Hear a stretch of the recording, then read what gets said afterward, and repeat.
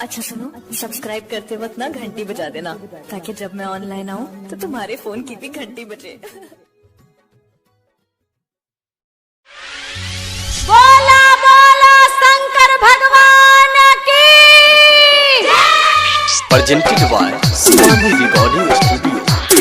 DJ Sonu Kushwaha, कहाँ बाजार मोतिहारी।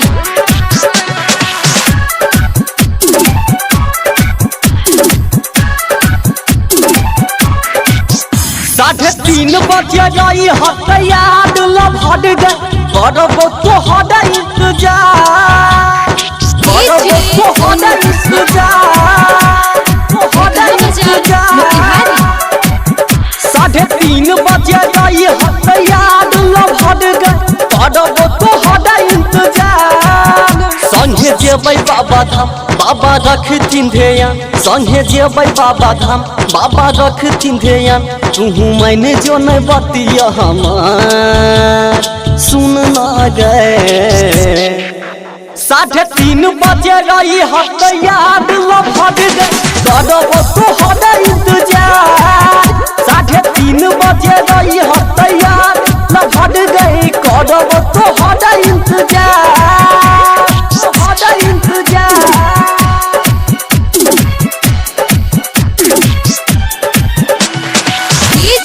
सोनू कुशवाहा, कहाँ बाजार मोतिहारी।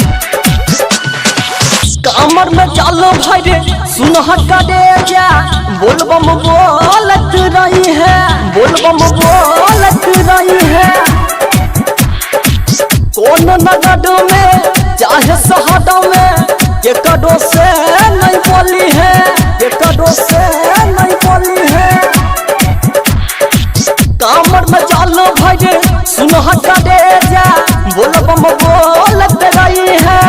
कौन नगद में चाहे शहद में एकड़ो से नहीं बोली है। लैबै फूल प्रसाद रहै खूबे गे आबाद, लैबै फूल प्रसाद रहै खूबे गे आबाद। संगे अइबै गे जानू हर बार सुन न गे।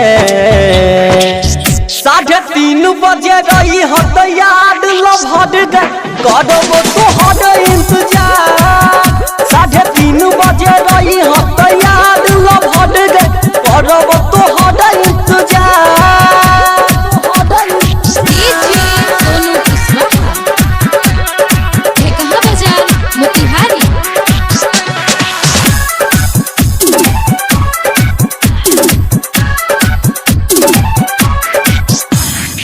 रहबे उपास जब भर सोमवारी कृपा बाबा करता, कृपा बाबा करता।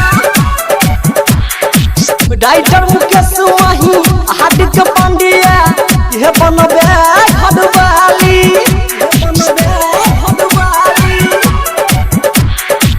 रहबे उपास जब भर सोमवारी कृपा बाबा करता। राइटर मुकेश वही हार्दिक पांड्या ये बनबे घरवाली। एते प्रेमक प्रचार जखन जगते महाकाल, एते प्रेमक प्रचार जखन जगते महाकाल। नहीं करी है गई टाइम बेकार सुन न गए। 3:30 बजे रही हथियार लभड़ गए करबो तो हद इंतजार। 3:30 बजे रही हथियार लभड़ गए करबो तो